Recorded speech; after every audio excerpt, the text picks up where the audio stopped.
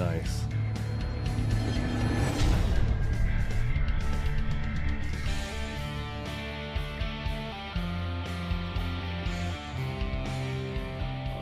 Welcome to the Grappling With podcast.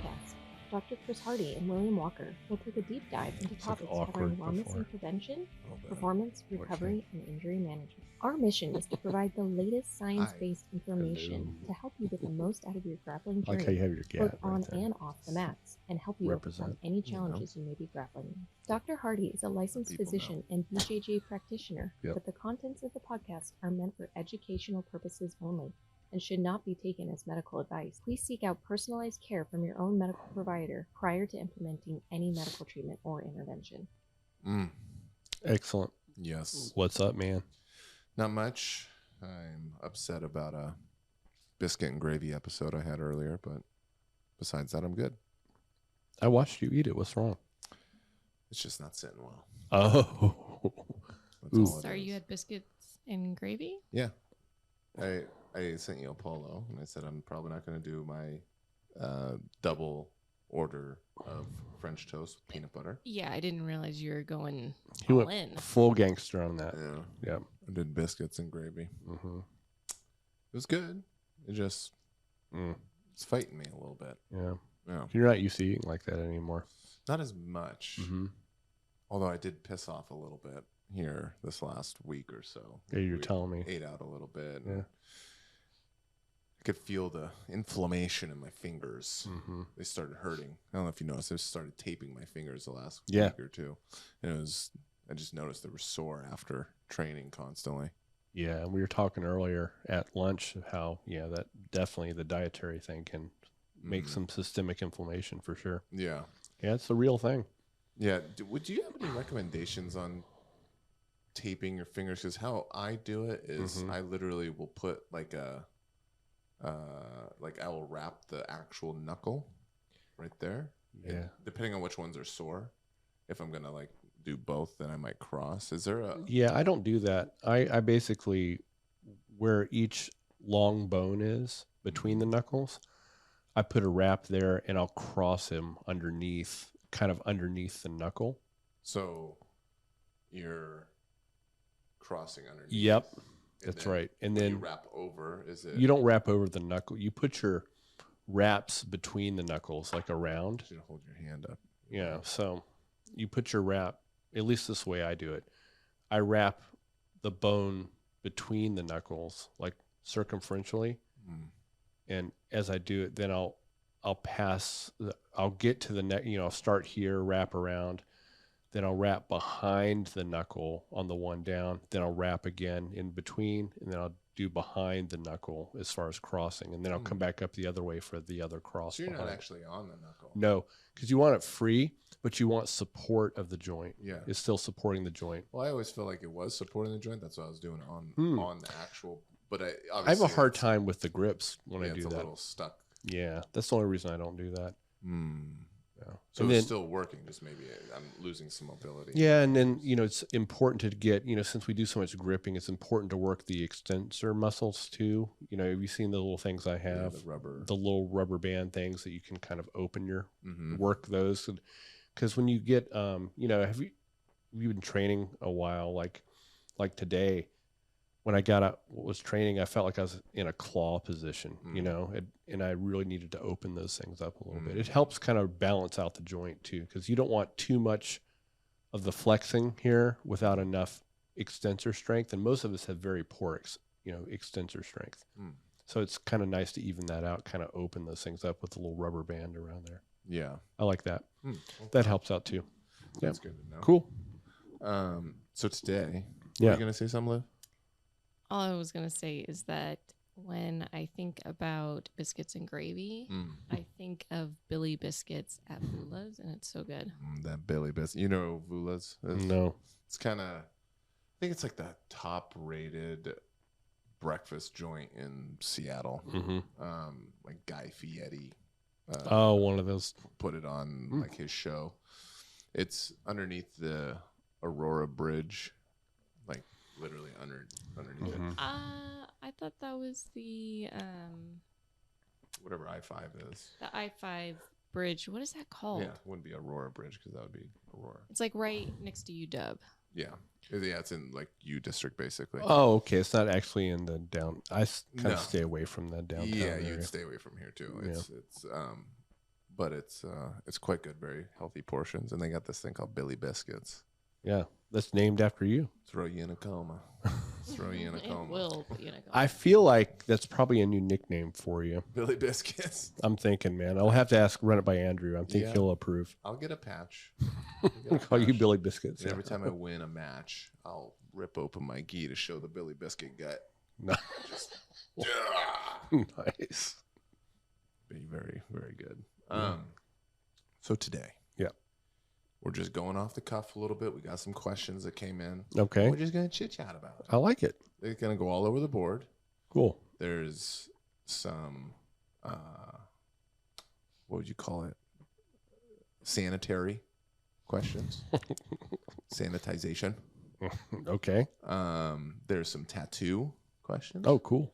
There is some mental gymnastics questions. So I don't know if Liv wants to just kick one off. Yeah, let's do it. Whatever you got, Liv. I like being unprepared anyway. It's amazing. Yeah, we're going in this cold. Okay. Well, I'm not. But. So, okay, I was talking to someone this week in the gym, and we were talking about when is it appropriate to use strength in jiu-jitsu? Because so often we're told you shouldn't be using strength. But obviously that just doesn't make sense. Yeah. So especially for someone who's a white belt and maybe they don't know a whole lot of technique yet, when's appropriate? I think we've done this one before, haven't we? Something similar. I mean, we've kind of danced around similar topics. Yeah. So first, I think if we put it out there because it's going to be a different answer for your white belt. Yep. And for your more advanced people. Well, and I think the topic of it before was more so like, how do you not be like a dick? Okay, sure. Like you don't want to be going jerk. with smaller people. Yeah, okay. Stuff like Well, that. obviously, no, strength matters. It just does, and it's a really important attribute. If you have it, it's really helpful. Then how's Andrew so good? You haven't seen him squat lately, dude. He's putting up some numbers on that back squat. When he listens to this, he's gonna know. Look at me. You know what I could bring up right now, and I'm not gonna do it. I'm not gonna do it. Oh wow. I'm looking into the camera in case he's listening, not watching. Mm-hmm. But look at these beady little eyes. They look like shark eyes. They look a little creepy. Sounds like you know something though. Okay. But I'm not gonna. Okay. Fair enough. Keep going with his back squat. I'm just saying. I think he's getting stronger. So, okay. But it's really important. So for white belt, when you're trying to learn, especially at first, I think if you're using natural athleticism in place of learning technique, it's a problem. Mm-hmm. Right. Mm-hmm. And it's our natural inclination, especially, they come in and they want, you want to win. Mm-hmm. Really getting the mindset of trying to actually learning how to get out of bad positions, because maybe in the gym you're, big and strong and you can kind of impose yourself just on strength and athleticism. But when you get to a point where you get someone else that is just as strong and athletic, but also has much better technique, you're screwed. Mm-hmm. And so it shouldn't be at the expense of learning, right? Especially in the developmental stages. But it's super helpful when you can incorporate it into your game and use it. I think people that are coming in and are just really rigid and just using it, throughout the whole roll, first of all, you're going to gas more so. I think using it at those times when you want to go, when you have when you're going to pull the trigger on, whatever is a sweep or, in the moment, using it to enhance whatever technique you're doing is really, really useful. Yeah. So I don't think that whole thing, you shouldn't be using strength. That's nonsense to me. And I think that's one of those kind of quips that we use for where you'll go on one side, like you'll lean one side and you never use strength. It's always technique. Mm-hmm. You kind of put that out there so people overcompensate. Sure. Okay? I'd say with the newer people, they need to not focus, like use your strength. Also assess, like we've talked about before, size of the person. Mm-hmm. Is it 125-pound female? Well, yeah. 135-pound female. Right. Is it a 145-pound dude and you're 220 pounds? Think about it. But more than anything, new people, I think, where they start to look like a dick or something of that sort is when they use their strength, but they try to be explosive. Right. So we can all handle if someone's just strong. Mm-hmm. But it's when the new guy, you get called a spaz when you're doing explosive movements as hard as you can with strength, speed, body weight falling all over the place. Without control. Yeah, that's my problem too. Yeah, I agree with that. I have a problem with that. Yeah, and that's when it's like, okay, now you're being spazzy. We have a newer white belt that's a big guy that he's constantly worried about being the spaz and getting looked at as being a douchebag training partner and stuff like that. He's anything but. Exactly. He's not even. Yeah, he's never come close to even thinking it. That's one of the guys I'd roll with all the time because I know I'm not going to get hurt by him spazzing out or something. And so someone like that's maybe you're a larger person, 215 pounds or something like that, physically fit. If you're within like 40 pounds of the person, you should be able to use your strength as much as you want. Once again, this is for your beginner people. It's coming down to explosiveness. That is where you're going to piss someone off or potentially hurt someone yourself, is the explosiveness. Yep. But you can pull on lapels and pull on arms and pass and push the legs to the side with all the strength that you got. Yep. But it's when, excuse me, you're shoving those things to the side and then you're just dive bombing them and trying to be explosive, that I think you're going to run into issues. So I think right out the gate, you can use your strength. You're going to have to learn how to control your exertion and stuff like that.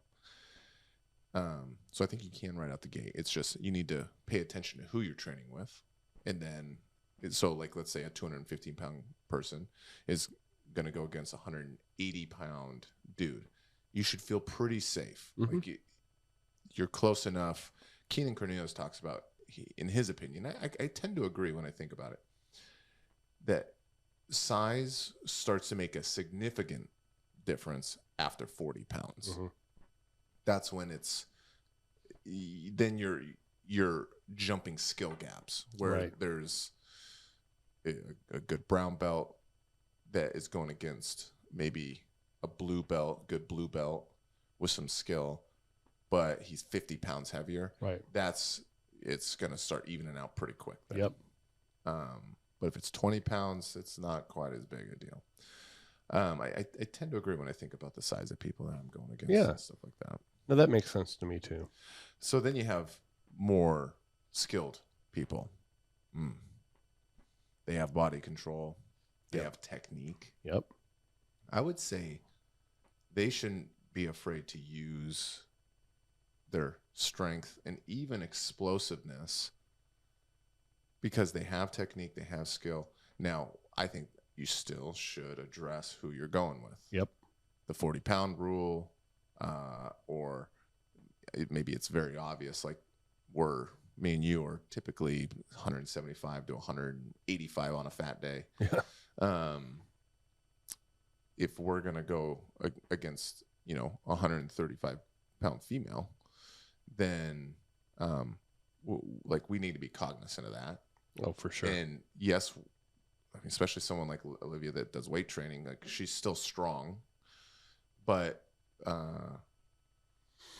we can use our strength, but not, we're going to be cognizant of it and not use it fully. focus on your technique. Yeah. But still put effort behind your technique. If you're doing something technical, use your strength, if that makes sense. It makes sense, yeah. But just, I think once again, it comes down to explosiveness. Yeah. Don't just explode into something. Just, you're trying to do a technique, so you do the technique sloppy, but you're going to win with athleticism against someone that's 40 pounds smaller or something like that, 35 pounds smaller. I don't know if you're getting a whole lot better in that stage. Now, I think that can change the higher level you get. Yeah. So if we have, like we have a black belt named Brian, I think he's roughly about 205, 210, something like that. If he's going against us in the 70s, 170s, he's got a little bit of size on us, but he has so much control, so much technique. And we do as well. Yep. We can go explosive, technical, exactly, strength. That's right. So as you get higher, the less you have to really worry about that. Yeah, and I agree with that.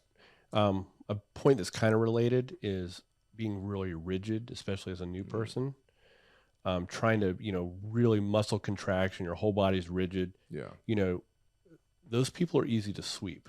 It's like pushing a board off of you that's, as opposed to a sandbag. If someone really knows how to use their weight and kind of relax, it's much harder to get out of someone's side control if they're just kind of really using their body weight and gravity as opposed to being super rigid where you can kind of move them a little bit. Yeah, you're pushing a board off of you rather than a sandbag. Yeah. They could weigh the same amount, and it's a leverage. Wet blanket. Yeah, exactly. So it's something to think about too.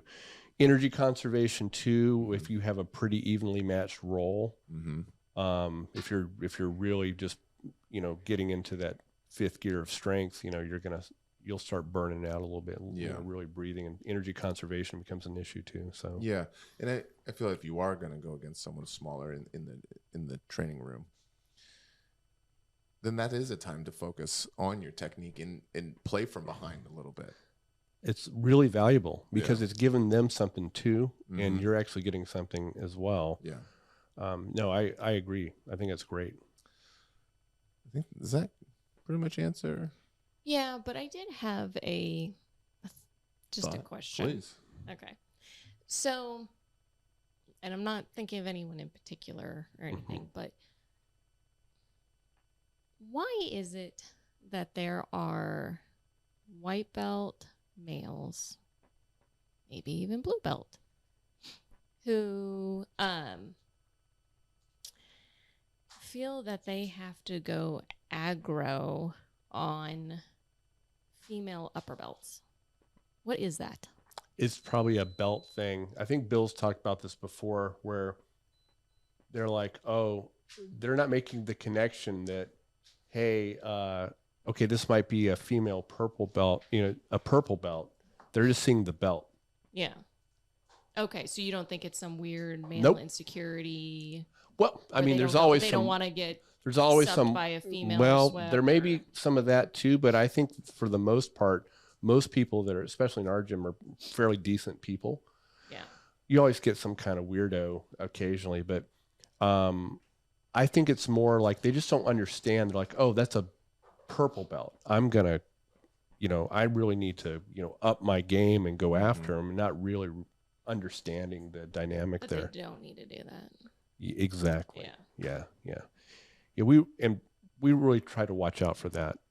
A lot of us do as our upper belts if we see that happening. Yeah. Go back to the gym enforcer episode. Go back to the gym enforcer episode. Yeah, where you're like, yeah, that's a problem. So the question was, why does it seem like some white or blue belts, typically lower level males will go super hard against a upper belt, like purple and above female? Most of them just don't know better. Yeah, and I think it, they go against Joel. He's not a big guy, right?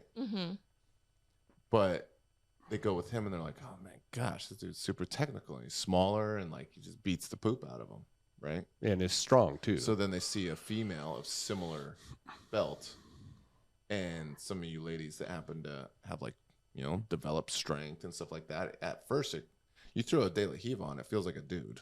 Like it doesn't feel any different, right? Yeah. So then they're like, I'm gonna try smashing this person, just like I just tried smashing Joel and it didn't work. So I'm gonna try to smash this person, you know, and this purple belt or brown belt, and there are just like the little checklists that I just talked about. Unfortunately, whatever. If you do combat sports, you realize there's a genuine difference in physical Well, I was going to attributes say, with men and women. Of course. Just because of the belt, it's like, okay, there's weight difference and literal strength. Like men's upper body strength is so much more powerful than a woman. So even if I train kettlebells and lift, I'm never going to be as strong, you know, and even just against natural, you know, male strength, their upper body is just so much stronger. That's right. Yeah. And that's why it's good to put it out there that like, hey, do a little checklist, an internal checklist. I don't think, I haven't witnessed anything that I thought was malicious. I think it was malicious, but that's why I was wondering. I'm like, why would they? And especially just ignorance. Yeah, especially some of the younger ones too. They just don't know better. Ignorance. Yeah. I mean, I don't. I mean, sure. I am sure there's someone with mom issues that does something and like continues to and has something going on for sure. That exists. But for the most part, it's just ignorance. Yep. It's people, one, not realizing their own strength. I had that. Remember? Even when you still tell me. But where you just don't know, like, that, like, you can grip way harder, especially if maybe you're like a construction worker or something like that, where you have a developed, tensile strength or whatever it is, grip strength that a female would basically never have. Right. So you just don't know. I think it comes from ignorance for sure. Okay. Call them out. Just say their name. Who was it? I'm not saying anything. Okay. Tom, Big Tom. Oh, it is No, not. I'm joking. It is No. not. Jeez. It's like the opposite of what I would think. Okay. Should you wash your belt? Ooh. This goes into the last episode. Yeah. The answer is yes. Done. I talked to a high-level brown belt that recently switched to our gym. I think he's officially. But it was interesting because we were talking about last episode. It was a couple of days ago. And he was all in on not washing your belt. Like, he was serious. Like, you do not wash your belt. Why? He came from Hawaii. He trained he went through his belts in Hawaii, like all the way to brown belt. And he said over there, culturally, you do not wash your belt. It's like a bad juju thing. Like, you're going to wash your skill away. Okay. It's your power. It's your power. But he said he was all in. Like, and he moved here. He started dating a black belt Brazilian that it's kind of prevalent in the Brazilian community too, I think. But she is not like that, and she washed his belt. She just went and threw it in the wash. Did his jiu-jitsu start to suck? Well, he was a little like, what the heck are you doing? Like, he was a little up in arms. And then he went and trained, and it was all normal. And he was like, oh, this is dumb. And now he just washes it all the time. So everyone, please, hygienically, for whatever reason, everything that's on your body when you're training, please wash it. Yeah. He said over there it's a very prevalent ringworm. Weird. A lot of that issue. Very strange. Yeah. What a coincidence. Yeah. I mean, I know with my belt, like, I thought that, like, I had read on the internet, like, oh, you shouldn't wash your belt. Like, it's so torn. But then I started realizing I use my belt to, like, I'll, like, get all the sweat off my head. Like, if I have a bunch of sweat, I'll put that sucker on my forehead and I go, freak. And it gets all the drops off. I could have gone my whole life without knowing that. Why? You want to grab his belt now? No, I don't. No, I'm just joking. I wash my belt. It's just weird. I mean, can't you use a towel? I don't have a towel. Oh. And if I'm on the mats, I'm not going to go grab a towel. So you just a weirdo. You just wipe that off like that? Are you one of those old guys that walks around the locker room with your junk hanging out? Just putting a leg up on a stool. Yeah, is that you? And then you towel off right there? Yeah, like, yeah, that's me. Do a little, yeah. You know, yeah. No. Playing the violin with your beehole? No. Gosh. I'm not that guy. I'm not that guy. Prove it. How did you get from there to there? I'm just saying. You just came up with some shit. So, because I just called you out on your weird belt fetish with your head. It's not a fetish. It's a technique. Okay. And it works pretty darn good. You should mention the unity thing that also was brought up because that's gross and weird. I think it was like Road to Worlds. Flo did their little series when Worlds comes up. They send some videographers and take Yeah. I want to say 2019, maybe. It was that recent? Oh my gosh. Yeah. Oh, it was just before COVID. Baltimore. Dang it. Banned. No, we're banned. Go ahead. So Unity is now in a new building, but they used to be in kind of like a basement. It wasn't a basement, it had windows, but it was in a very grungy place, kind of Daisy Fresh looking. And they did have they have a shower in there. And what they would do is, because they're doing multiple hour training sessions, comp training, there's probably 40 people in there, 50 people. And in the middle, they would go to the shower, which is right off the mats, in their gis, one at a time, do like 30 seconds. Shower. No soap, just rinse. In their gis? In their gis, and then walk right back onto the mats. Okay. And yell, Pohada! What are they doing? I don't know. Doctor, what are they doing? I'm not a psychiatrist by training. It's a little weird. It was weird. Yeah. Hibamar was in there, the Meows, Murillo Santana. Okay. I mean, thought they were getting clean, I guess. Are they getting clean? No. I don't even understand why you'd want to go back on the mat with a soaking wet Super gi. heavy. Yeah, like you just jumped in a swimming pool. That just is, I don't know. It was very weird. Don't look to me for some kind of answer. Maybe we can clip this and we'll try to put in like a little. We should try to find it. Oh, I know exactly where it's at. And we'll put it in there real quick. And yeah. Yeah. I would love to see that. It's amazing. We should try it. Oh. Okay. But yeah, that was. We should try it at our gym. Yeah, why not? Look, dude, you banned me from no gi because I sweat. And so now you're talking about you're going to get into Hey, you can't talk about my, like, you know, wiping my head with my belt and you're the sweatiest prostitute in the church. Okay, fine. All right. That's a little hypocritical, perhaps. Actually, I think someone called me on the carpet for that. For sweating? Yeah. Or being a whore?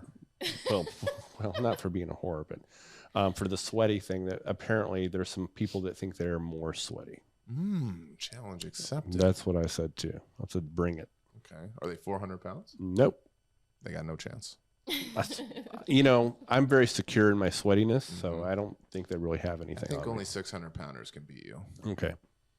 Yeah, because I Get them on a nice clapping workout. all I got to say is I have it on video You're sweating. on someone, and you did a zoom in and slow mode it did. just to prove it. So until they have something, R.I.P. to Gian. I know, dude. He's looking rough lately too. Dripped right in his face. Gosh, that was gross.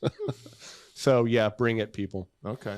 Challenge accepted. Mail in your sweaty photos to Chris Holman. Yeah, no doubt. Okay. What's the recommended time to wait before training after getting a tattoo done? And what kind of protective measures should you take? Okay. There's two answers to this. There's the medical answer that's probably the most appropriate thing to do, because we just did our episode last week, which was on staph and MRSA and all that.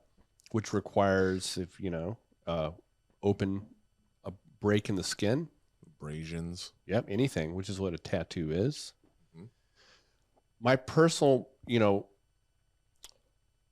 Carrie, my wife, who's a doctor who also does jiu-jitsu and also has many tattoos, says 2 weeks. And I agree with her. That's being very conservative to make sure everything is kind of over and the epidermis is kind of reestablished its barrier. If you want to do that, and because the worst thing you can do is get a tattoo infected. That is a nightmare. Really? Yeah. First of all, because you spent money on that art, first of all. And if you get a nasty infection in that, not only is it, really bad for your health, but it's going to completely screw up what you've just spent your money on and got. Yeah. But more importantly, you can get a really nasty staph infection. Okay. So there are people. So jiu-jitsu people are psycho savages. I recognize that, but I can't actually recommend anything else. But what I've seen people do. I was going to say, can I throw it out there and you just blink if it's good and just stare at me if it's not? Yeah, like a freaking soulless shark. No, I'll tell you what I've seen people do. Okay. Is they'll put their layer of antibiotic salve on it. They'll wrap it with like saran wrap, kind of like an occlusive dressing, and then they'll put a pad on it to protect it, and then they'll wrap that with some kind of like Coban or some kind of self-adhesive stretchy tape. Yeah, tape it to your leg. Yep, I've seen that. But look, those are microorganisms, and when you sweat, I mean, it's natural skin flora. It's going to get underneath there. You're just asking for it, I think. You may pull it off and you're like, oh, I do that all the time. Okay. There's a couple people in our gym. Everyone takes, it's a risk benefit analysis, right? You give people information and like, hey, I'm just going to flip the coin here. And I know when I get my next one, I'm not going to be able to wait 2 weeks. So you should plan it into like a thing, like, okay, I'm gonna get this and I'm gonna take this amount of time, let my body recover, maybe do some training off the mats, doing some, you know what I mean? Actually plan it into your whole, let's say if you have a 6-month training block or like, you already have something, I'm going to work this, most of us have some kind of idea of where we want to go and where we want to bring our game. You could just kind of schedule it right in there and just say, that's going to be my deload week. I'm going to stay out of the gym, but I'm going to, you can do your studying, watch some drilling. Sure. Okay. Yeah. Drill, especially like if you're just drilling with, so still come into class, get some drilling. Well, the problem is you're coming into class, right? And it doesn't matter. I mean, like I've said before, we have a very clean gym, but you're coming in contact with the unknown. Right? You don't know who you could pick your drilling partners. You could minimize it. I'm just saying it's probably a good idea if you really want to make sure you're not getting infected, that's what I'd recommend medically. Okay. So non-medically, I would say pick your drilling partner smart or intelligently. When you roll, just don't sweat. Don't sweat. Oh, jeez. Well, if you were to do something like that, I would also then, whatever kind of wrapping and the whole thing you put together, as soon as you get home, take that sucker off, clean the area, and put a brand new one on. Don't let it sit around. Let me throw a scenario at you. Okay. Would you go to Florida, get a tattoo, and the next day do a tournament? No-gi? No. I would not. You asked if I would. Yeah. No. Would you recommend it? No. Would you call the person that did that a retard? No. Everyone has their right to live their life as they want to. And call that? What? You know what the kids call that? What? YOLO. Okay. I don't know what the kids are talking about anymore. You only live once. You only live once. I like it. Yeah. Yeah. You can say it with me. YOLO. You only live once. YOLO. Yeah. Okay. I learned something. Next week we're gonna teach you lit. Lit? I know what lit is, dude. Give me a break. Remember, my daughter's 31. Oh, that's true. Okay. That's a spring chicken. Yeah, so she keeps me up to date a little bit. When I say something like old manish, she's like, no, you can't say that. That's done. You can't say, fresh. Right. Or whatever. You know what I mean? Don't call people that anymore. Right. And she'll be like, yeah, Dad, we're not doing that. Sometimes I go, I don't care. I'm going to say it anyway, Yeah. Next question. Going down a bad road. It's a good one. Okay, I'm going to switch to not jiu-jitsu related. So cold water immersion. Let's say you're not ready to jump in the shower and do that full on, cold. What you're saying is you're just weak. Yes. Okay. So, Dave Asprey, I don't know. I think that's how you say his last name. He had mentioned you can put your face into a cold bowl of ice water, and that can help you start to build up a tolerance so that you can then transition. Is that true? Yeah. So that kind of goes back to, I think we talked about this a couple months ago but we didn't talk about, yes. Yeah. Remember cooling? We talked about cooling before. Yeah. The same kind of that. There's something to that, because remember those areas of the skin, I think, are really good places to either admit or take in heat and heat transfer, basically, or the places that don't grow hair. Okay, the palms of the hands, the soles of the feet, and the upper portion of the face. They have that. Kind of a different type of artery and vein system, where we don't have the capillary bed in between. We have just a direct connection between the artery and vein. It's called an anastomosis. You don't need to know that, but it allows for rapid exchange of heat. And so that is actually good, because then you can get that adaptation that happens at the level of the hypothalamus in the brain. I forgot. I think it's the preoptic nucleus. I forgot which one it is. It's the thermoregulation. But anyway. You nailed it. Is it? You're right, yeah.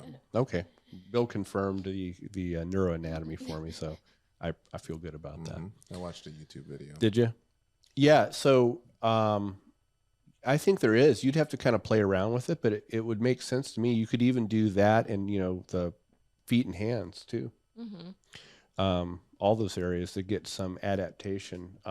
It's probably not going to be the same as, getting up to your neck in cold water, like an immersion. You're saying the ultimate benefit. Yeah. But I think what the guy asked is just kind of starting. Yeah. If you're being a little bit of a weakling, then it's like, just ease into it, start getting, the used to that little shock, and then maybe you get some benefit. You probably can. Have you ever eaten like a blizzard too quickly? Come on, son. I know. That's what I'm saying. That was like a rhetorical question for you. Okay. I know. You get brain freeze? Yeah. Okay. You probably could get a little bit of that too, kind of that in the sinus. So you're saying to practice my heat shock protein, or cold shock protein, cold shock protein, I could eat some blizzards. Yes. As practice. Really quickly. To work up. Yeah. So then your sinuses and your trigeminal nerve goes, freaks out. Getting blizzard after this. I like it. And then I'll tell people I'm doing a little bit of cold shock therapy. You're doing a little pancreas shock therapy too. Yeah. Girl Scout Thin Mint. Yep. Is my go-to right now. I like it. Had one last night. Sometimes I'll put my own chocolate sauce in it. Yeah. Also, a go-to, if I could recommend, is Girl Scout Thin Mint. That's seasonal, so you can't always get that. But I do Girl Scout Thin Mint, and then I do a chocolate brownie extreme blizzard, and I mix them. You are such a connoisseur of this that I just don't know how you're not huge. That is a question I asked every because the much thought that you put into this and how very particular you are is very impressive. And he suffers for it too. Yeah. What's that? You're a glutton for punishment? A masochist. Lactose intolerant. Oh, jeez. And you just down and you're like, whatever. Yeah. Basically. Yep. I think I saw a meme on that one time. There's like anybody who says they're lactose intolerant does not care about the effect that the dairy has on them. Well, I got to tell you this. Look, that's fine for you, but I'm sure she suffers a little bit too. I'm sure. You know what I mean? I do. As far as the confetti butt. Off-gassing. My sleep gets interrupted. I would bet. I'm sorry, Olivia. I'm sorry, Olivia. But not really. I'd like you to stay out of my personal life. Just the detail you went into and the look in your eyes when you were mixing that in your mind. Well, there's like, going to be some fat bastard that tries it. And he's Bill was right. He's dead on. Shit. Yep. Likes on our YouTube. Yep, for sure. I like it. Yeah, comment if you try it, please. Okay. Do you want me to move on to another Move topic? the hell on. Please. Okay. So what's a good way to quantify your skill level in jiu-jitsu? Are there certain milestones in your journey that help let you know you're improving? And this person is feeling like they've been stagnant and not improving very much lately. Split this question up. Yeah. What's the first? What's a good question. way to quantify your skill level? Okay. You want to go first? Oh man, that's a tough one. I would say it can be difficult in your own gym to do that. Yep. Because everyone's getting better typically. Mm-hmm. Because everyone's attending. You know, the longer you train, the more people you see come and go. Mm-hmm. But you will typically have, you know, it's almost like middle school or high school. You have your class, people that started with you. Right. Some people fizzle a little bit, but they come back, and then some people stay along with you and train just as much. That is a good point. I never thought about that. Yeah, and but then you'll have stuff like Christo. Mm-hmm. Great example. Christo just came back. He ended up moving, but he was at my very first class that before I switched to Cascade, I was going to a gym for a couple months in Bellevue, and it was a midday class, and he was there. He was going there as well. That's super cool. Yeah, just random. Him and Rajna were actually two people that were at that gym, and then we all ended up switching to Cascade different times and stuff like that. But so Christo moved like maybe 2 years ago. Yep. Yeah. And so we hadn't seen each other or trained or anything in 2 years. So we got to train. So you kind of get a little bit of a chance to see how you're doing. If they continue training, of course, that's another thing. But I would say the best way is tournaments. Yeah. That's probably the best way to tell where you're at. And that doesn't mean that, let's say you go to a tournament and you get smoked or something like that, well, I'm not a brown belt. That's not what that means. I think that, especially trying to base it off 1 or 2 tournaments is also not the way to do it. Okay, I was going to say something related to that. Go for it. So the tournament thing, I can see that'd be very valuable, but there are people, including myself, that I think perform much better in the gym, and sometimes the mental aspect of it will get the better of them, and they're not expressing their best jiu-jitsu. So with sometimes, I don't know how of a, you know what I mean? 100%. So I think that's not a true judge of your skill level. Right. Yeah. Because there's these outside things that are coming into play now. For sure. And that would be the only thing. But I mean, just testing your jiu-jitsu against other people you don't normally train with, like what you're saying. And that's where tournaments are going to be one. Obviously, we just talked about a little bit training with your own training partners, and you will, especially intentionally going with people that you don't see all the time.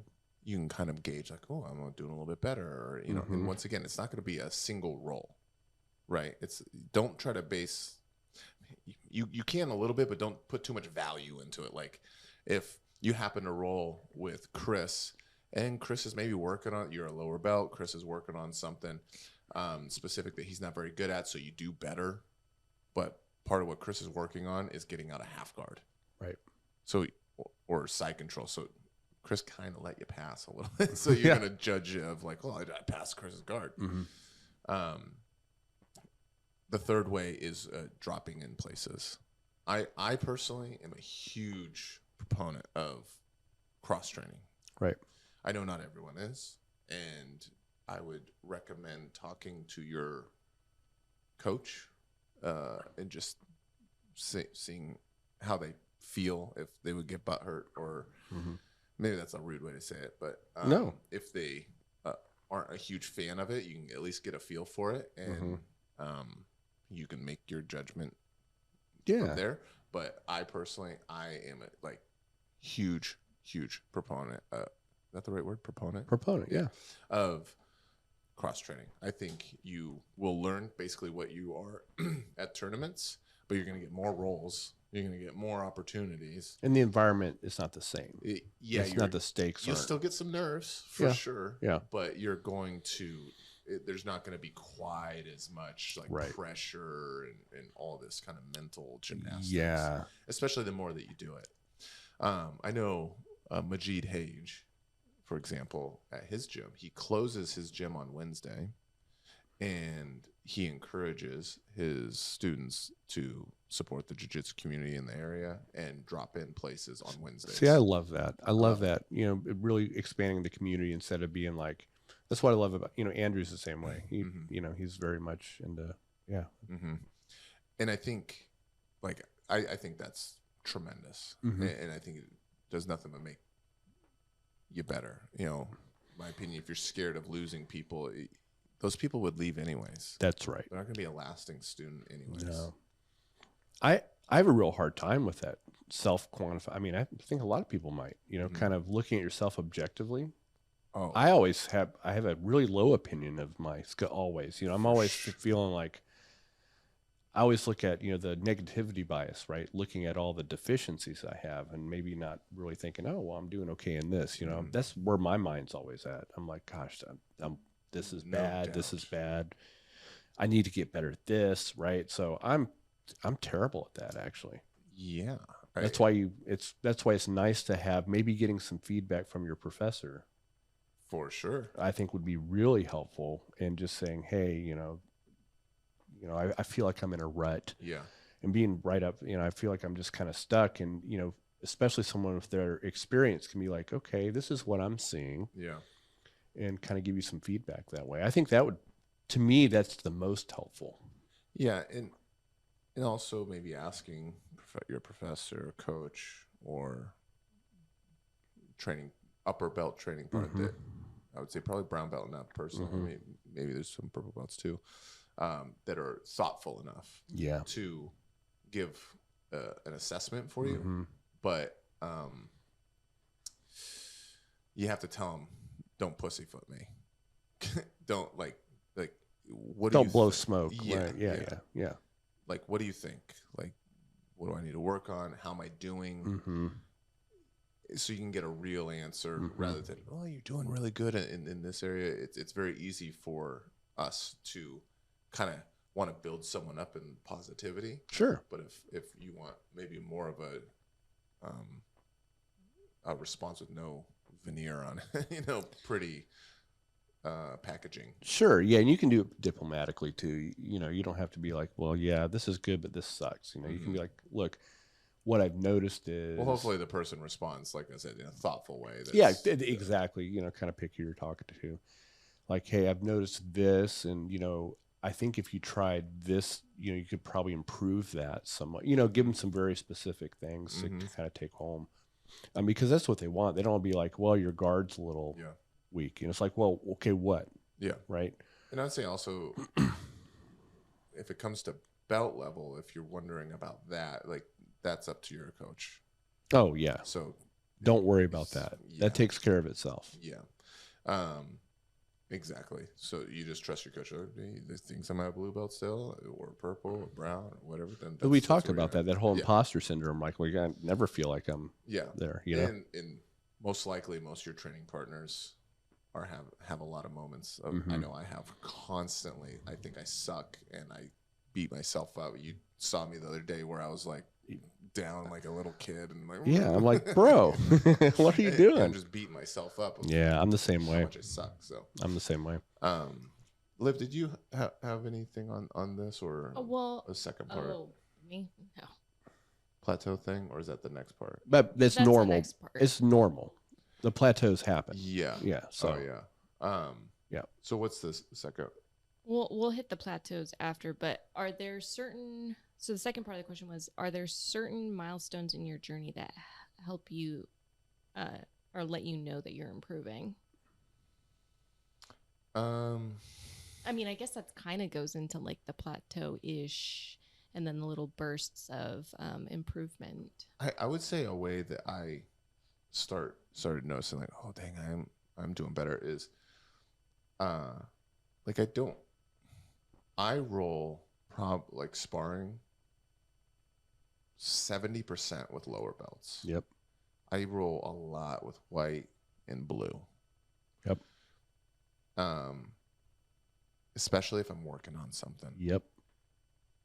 And this isn't against anything with white and blue belts, but I'm going to be able to get much farther along in developing a move with those people than I'm not even going to, if I'm working on a De La Hiva sweep, I'm not even going to be able to establish De La Hiva on Andrew. Right. I'm not even going to be able to, maybe I establish De La Hiva, but I'm not even going to be able to start the move that I'm working on because, one, I'm not very good at it, and two, his defense is going to be top notch. Right. So I'm not going to get much work in that position. That's right. So I am almost, I'm not saying I'm drilling with, like, I don't want lower belts to hear like Bill's just drilling with me when I'm sparring. I'm not saying that. Some of you I am. But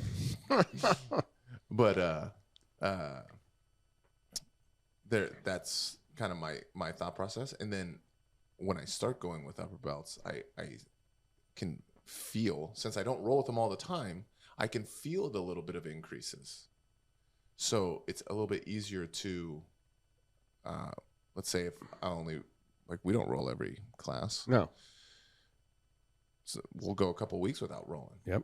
So that's like a way, it's like, okay, well, when me and you go, we have some intention behind it. Yeah. Right?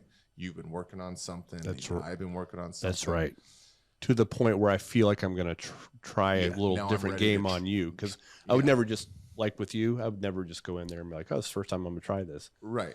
Because I'm not going to get far. Yeah.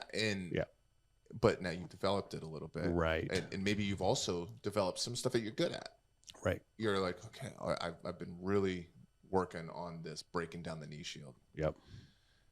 So I'm going to roll with Bill. He plays knee shield. Right. And I'm going to see if it works. Kind of testing it. Yep. And then you get into your go-to position, chest to chest, half guard, trying to pass that, and you have success there. Mm-hmm. And you know you're going against your training partner that you can train hard with. That's right. And now you're having some success. Yeah. It's like, okay, I am getting better. Yep. Not just against lower belt guys, but I'm doing better.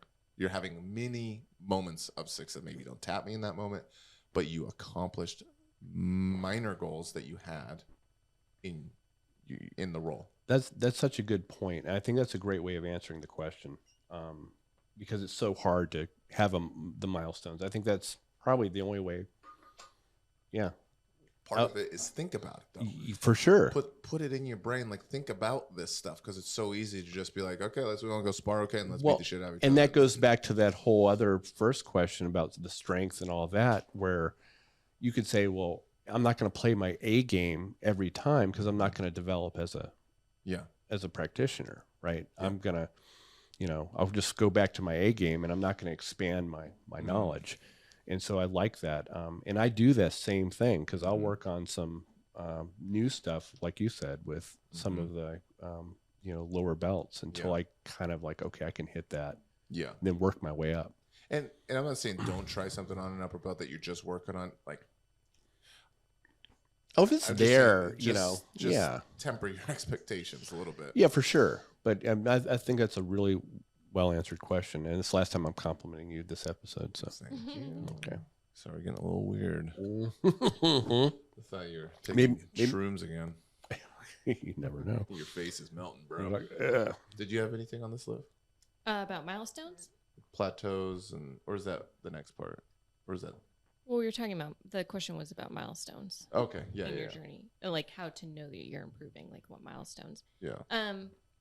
I wouldn't say per se like milestones is in like, okay, this is a definitive moment and this is, but things that I noticed were just little things, like obviously like hitting certain moves that you couldn't hit before, seeing submissions that maybe you didn't see before, even getting further along in a position. Maybe you didn't even complete it. Yeah. But like, I almost swept him with that sweep. Yeah. Like, that's progress. Yep. Another one that I noticed now is when we are seeing Professor Andrew do technique, show us technique, I don't have to sit there and be like, oh my gosh, how many parts of that I can't even compute. Now I'm like, oh yeah, I can do that. Like, I don't have to, like, maybe there's little things here or there where I'm like, oh yeah, where was his hand here? Where was his foot or his knee or whatever? But for the most part, I can watch something and replicate it for, like, not, 100% accurate, but way better than when I was a white belt or a blue belt, Right. So those, I think that's a big, Yeah, I like that. things like that. Yeah. Have made a big difference. And part of the milestone thing is, just going back to the first answer, is drop in places. See how you're doing with unfamiliar games of all skill levels. And that'll be a great test to, like, okay, now I'm really, because training partners, we start learning each other. That's one of the reasons why we don't train every time, is because we kind of want to get one on each other. Oh, totally. Totally. Like, surprise them a little bit. Oh, absolutely. It's part of the thing. I'm like, hey, we ready for a roll now? Yeah. I love it. And I'll see you showing other people's stuff on the side, but not show me. And then You saw that? You go for it. You saw that? For the last 4 years of my life. And then just talking about, because he said he feels like, or whoever this is, said that they feel like they've been stagnant and not improving much. And I think regarding plateaus, because me and you, Bill, and I don't know if I mentioned this to you, Chris, but I've been reading a book on being like more confident and stuff like that, just with sports or work or whatever. What book is it? It's called The Confident Mind. Do you know who wrote it? I don't.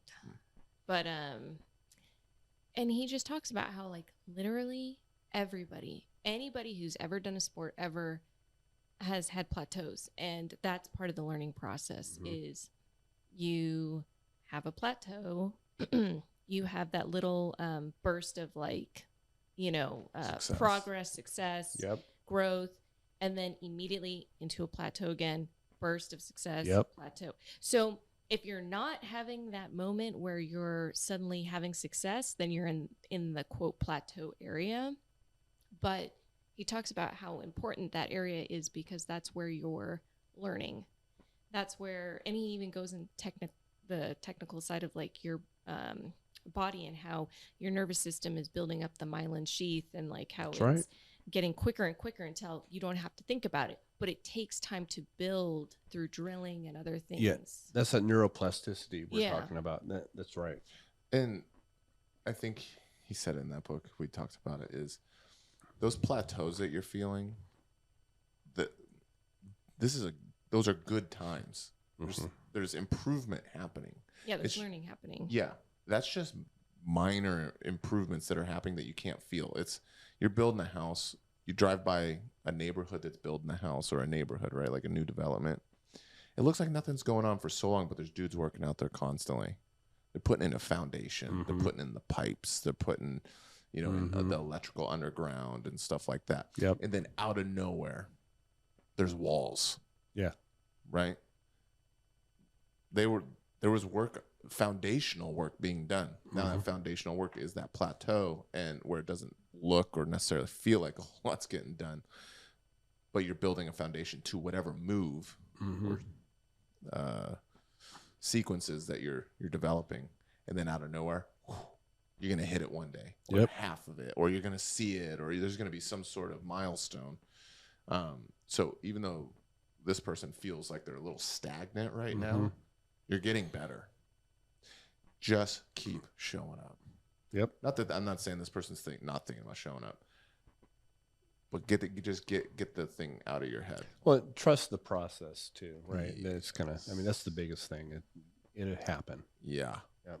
And then, like, I know one thing that helped me advance in a little bit faster timeline was shrinking jiu-jitsu down. It's very easy at all levels to just get into the Instagram, YouTube, technique circle of, like, oh my gosh, you're just watching a ton of stuff. You got bit by the bug. You're completely addicted. I'm still like this. But if you're genuinely, maybe you're just having fun, and that's fine. You watch all that stuff and you go do jiu-jitsu and you try to get better. That's great. But if you have a goal of getting legitimately better quickly, shrink that down. Find a couple things and just work on that. Yep. Like when I did lapel. Yep. It was so confusing, right? But I committed to a year of just playing lapel guard. Partly it was because I didn't understand it. It seemed fun and cool, and I wanted to understand it. 2 was I knew that it was becoming more popular in the competition world, so I would need to know it. 3, I saw Keenan talking about you want to have a lapel guy at every gym, so they can either show your competitors and other people how to deal with it. They can put them through it, so they have seen it before. So I was like, well, I'm just going to be that guy that knows it. So we all hate you, by the way. Yeah, when I do it. I don't do it as much anymore. No, I saw you hit it today, though. I did, yeah. I did. Now reverse De La Worm. I saw that. To the back. I usually go for it when I'm getting beat up, actually, because it's still a semi-unfamiliar to a lot of people, so it starts confusing people. For sure. But GM was putting it on me, that son of a gun. Yep. I had to do it. But what I did was I was getting dominated with going for it for the first couple months, but you just stay on it. You just stick with it. We had another question, actually, that I forgot to send, which was like, when do you just figure that this isn't for me? Not jiu-jitsu, but like a move. Oh, okay. You shrink it down. You're just working on something, daily heat. Oh, I thought that was about jiu-jitsu. Like, when do you just realize you are good at something? I mean, maybe he was saying that as just jiu-jitsu, but I think he meant it more of like, okay, I'm working on like Kimuras and or a Kimura hip bump sweep or whatever, and it's just not for me because I suck at it. Yeah, you gotta be careful with that though, because things that I really had a problem with as a white belt that I didn't naturally gravitate towards are like a big part of my game as a brown belt now, though. So if you kind of keep persevering on certain things, and I think the point to move on is for sure further than you think. Like, you'll want to give up way earlier. Right. And I would also address, how are you working on it? The technique or move or sequence or series that you're working on, what is it like? What does your regimen look like to getting better at it? Right. How are you drilling it? How are you using it in sparring? Do your training partners suck? As in, not suck at jiu-jitsu, but are they not giving you the appropriate technique? Which is going to lead me into another question. Okay. So we are watching for the 4th time John Danaher. Okay, how dare you? How dare you? I didn't know you were going to go into that. Yeah. Go into it. Dude. We're watching John Danaher with Lex Friedman, and we're rewatching it. I was just going to, I literally thought off the top of my head, I was like, you know what? This is going to be a good question. So are you done with the previous question? I was going to. Are you done stealing her thunder? Yeah. I mean, that's what I want to know. That's what I do. I love this. I love ganging it up on you too. It's fun. That I was going to talk about the drilling thing. Is that where you were going to go into? Yeah, so let's make it a separate question. So are you done? No, that wasn't a question. That was a statement. I'm done. I think you're done. Okay, you guys. I have another question. Okay. A final one. Okay. Okay.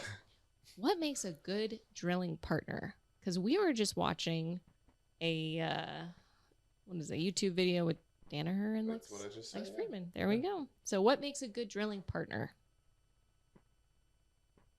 Bill? I'm going to let Chris go. Okay. You're going to let me go on this? Yeah, what do you think? A good drilling partner. Yeah. Well, to me, especially if you have a mutual interest in something you're working on, that always helps. Someone you're familiar with, they're not they're really kind of letting you do what you need to do to drill. Mm-hmm. Someone that's probably at your skill level, to me. I mean, that knows what we're doing, mm-hmm. right? And you're not having to teach someone the drilling, mm-hmm. which there's a place for that. Yeah. But if you're trying to get the drilling in, you want someone that knows how to flow with what you're doing. Mm-hmm. To me, and where you guys can then both brainstorm and kind of say, hey, well, that was working, and that wasn't. What do you think about this? So you can actually kind of help each other, hone that. Yeah. Whatever you're working on. Mm-hmm. To me, I mean, I'm not as verbose as you, so let some. Use a big word. I know. Verbose. I know. It's economy of words. Bang. Look at the big brain on Yeah, Brad. I know. So I would agree with all that. The belt level thing, I don't know if I agree with. Okay. I could. You don't want to be with a brand new white belt who doesn't know what you're doing. True.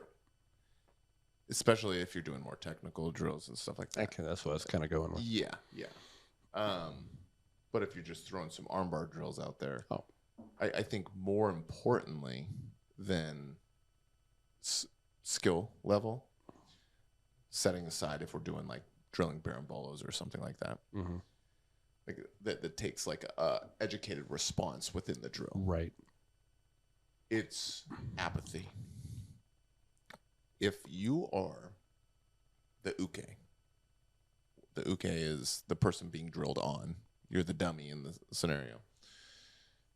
And you are just waiting for your turn to go, and you're giving these like sloppy, like you're barely cognizant of what's going on. You're not even present. You're clunky. You are an asshole. Mm-hmm. I don't mean that to anyone in particular, but if you know you've done this, you are being an asshole. That doesn't mean I hate you. It just means step your game up. Be a good drilling partner. Yeah. Be a good partner. On Fridays, we do competition drilling, which is just a lot of reps. We're not sparring. We're just getting as many reps as we can technically. Some drills are more cardio based for sure. But we're keeping specific techniques in mind, even if it's cardio based. So, anyways, I won't get into the weeds on that.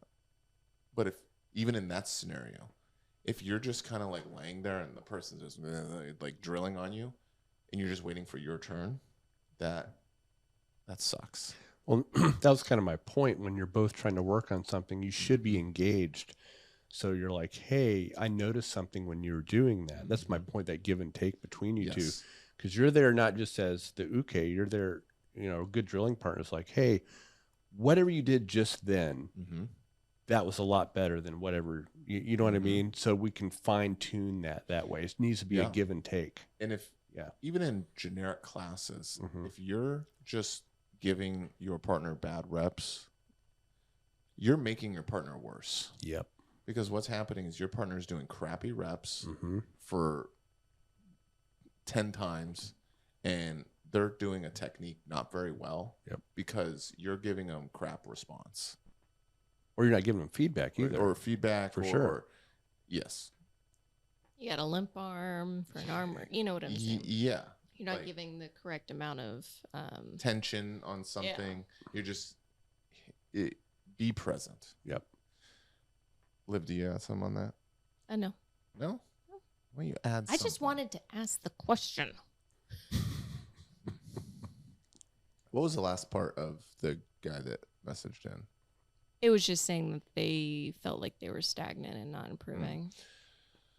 So that's going to happen. That's going to happen till this person's a black belt. Yep. I would say afterwards too. Yes. Yes. Yeah. 100%. Those feelings will happen. You just push them aside. It's this person is physically fit. They've worked out a lot. It's the same when you're had your goals on developing your back or your chest or your biceps or whatever fancy muscle they work on. You get plateaus, but you keep pushing. And sometimes you have to load up weight more. You have to blow through a plateau. Yep. This is exactly the same. You get it out of your head. Maybe change things up a little bit. Change your routine up a little bit. This person also is fairly new. So you're in for a long road. Yeah. The stagnant thing just I have a feeling a newer person that's getting a fire hose with techniques right now, shrink jiu-jitsu down. Yep. You're going to, and like I said, what I was saying with the whole, like I focused on lapel and like, cause I wanted to get better quickly. Right. And I shrunk jiu-jitsu down. I got better out of like the whole 10,000 kicks, Bruce Lee, Practice one kick 10,000 times. Yeah. Than fear that guy rather than the guy that has done 10,000 kicks one time. Right. Right. It's a little bit more boring. It can be, but you're going to get better quicker at that specific technique. So hyper focus on just a couple things and like I said, change up your routine, drop in places and drill instead of spar. Sparring is absolutely the funnest part of jiu-jitsu. I'm with you, but drill. I mean, when I had just became a blue belt, I remember I wanted to get better at arm bars. Mm-hmm. And so I had Bill do those with me, and I would do, I don't know how many per, a lot. And then out of nowhere, started hitting them. Yep. And so that drilling was huge for me. And drill with, so there's a couple ways to drill. That's such a vague term, right? Drilling. You have drilling where you're just trying to get the movement, which is the person isn't really giving you a whole lot of defense or anything like that, which is fine. You got to get your motor skills on whatever move you're looking to acquire. And then once you're past that stage, you need to throw in a little bit of tension from your drilling partner.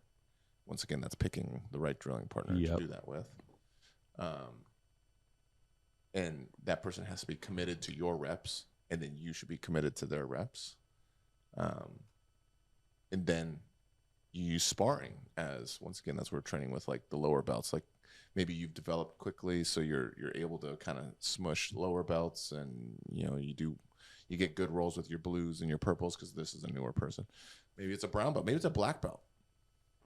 Black belt should be drilling still too, right? Like it's easy to fall away from drilling when you're a black belt or a brown belt or whatever. Start working it with your lower belts. Use a sparring session as an active drilling session. Just have that in your head. Be cognizant of it, Yeah, I like it. I'm on my soapbox today. Dude, I know. I'm preaching, bro. Yeah. Some would call it pontificating. What? Touche. Call me Malcolm X. I'm preaching. Is he a preacher? I I don't know. But I think he threw out some good. Chris is just looking at you like you're I'm not even going to go down that road, man. Oh, okay. Yeah. Nice. Is that it? That's it? Dang. Awesome. We just blew through that. Yeah. I feel like we answered some good Those are questions. champs. Yeah. I like it. Nikita, come back to training. We miss you. Where is he? I don't know. I just haven't seen him in a couple days. Is he at hockey? Probably. Yeah. He joined a hockey like a adult novice hockey league because he's never played hockey, but he's like really into it. And his wife checked him pretty hard, as not like hockey check, but like he was talking some trash on the local Silver Tips team. It was like or whoever it was. He was talking trash on some pros. It was like, why don't they just do this? And she goes, you know what? You need to shut up because it's difficult and you are getting your butt on the ice and you're going to see how difficult it is. So like she like helped him sign up for this like men's novice I love adult thing. So they all Good look for like him. deers on ice skates, like out there, like flinging around. But it's pretty sweet. I love people that branch out like that. Yeah. It gives them, give you appreciation for a whole new thing. Yeah, and that's what he said. He's like, "Oh, okay, It's really hard. this is difficult." Yeah, It's like, I'm on the bench watching you roll. Someone like, hey, Bill, that's not a good position, dude. You need to get out of that. we're telling someone like Telling when someone they're in lapel guards, you're like, "Dude, you gotta that's my favorite. just spin out of that, bro. Yeah. What's the problem? Break the grip." Yeah, right. Right. Hilarious. So yeah, I was just giving him crap. But Cool. Hey, keep the questions coming in. I actually got one today that we'll save for next time. Actually in the gym today. Okay. So people that I didn't even know were listening to the podcast. So Sweet. It's cool. So keep sending them in. Hopefully, we'll catch all of them, but that helps us. Or if you have a specific topic you want us to do a deep dive on. Oh yeah. Yeah. Like, My hair treatment. Yeah. You sound like the Kool-Aid guy. Oh yeah. That is. I like the I didn't my know you guys too. knew about the Kool-Aid guy. What? I don't know when they stopped doing I that. was drinking that stuff like it was water. No, as far as the commercial where he breaks down the wall Yeah, I can't remember when they stopped that. Well, So. what was that? You were in Nam when those came out. And then, yeah, I mean that was a little bit before our time, but they were still around. Yeah, no, I'm respect. That's all I'm saying. Respect. Yeah. RESPCTE. Yep. Oh, man. Okay. That's a good time to sign off. All right. I think. Until next time, people. Email grapplingwithpodcast@gmail.com. Subscribe. Instagram. Yeah, please make a comment. It helps the algo. Yes. Give us a rating. That's another thing. Yes. Give us a review rating on Spotify, iTunes, whatever you be listening to. Holla at you, boy. See you later. Later.